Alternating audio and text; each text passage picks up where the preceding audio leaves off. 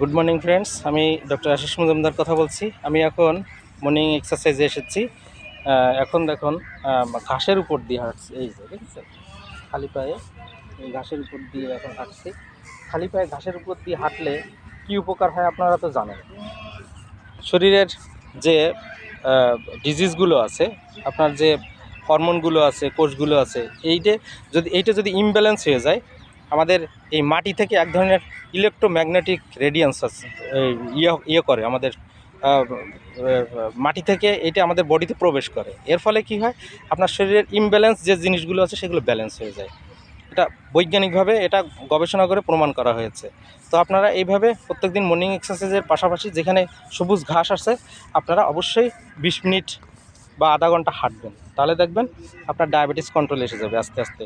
শুধু এটা করলে তো হবে না, আপনার এর পাশাপাশি কিন্তু আপনাকে মানে একটু এক্সারসাইজ করতে হবে, ঘামাতে হবে, খাওয়া দাওয়া একটু কন্ট্রোলে রাখবেন, তাহলেই সব কিছু ঠিকঠাক থাকবে। 40-এর পরে ইফ ইউ আর অ্যাবভ 40 আপনার বডির প্যারামিটার ঠিক থাকে না। এই জন্য কিন্তু আপনাকে অবশ্যই এই রুটিন করে আপনাকে প্রত্যেকদিন সকালে একটু আর্লি ঘুম থেকে উঠে আপনাকে এক্সারসাইজ করতে হবে। এক্সারসাইজ করলে দেখবেন আপনার শরীর মন সবই ভালো থাকবে, ওয়েলবিং সেন্সেশন পাবেন। এবং এটা করলে আপনার কোনো ডাক্তার কবিরাজ কারোর কাছে যাওয়া লাগবে না।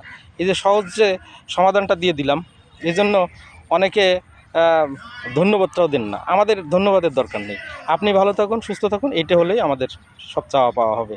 আমাদের ভিডিও করার একটাই শুধু উদ্দেশ্য, যে আপনারা যাতে উদ্বুদ্ধ হন।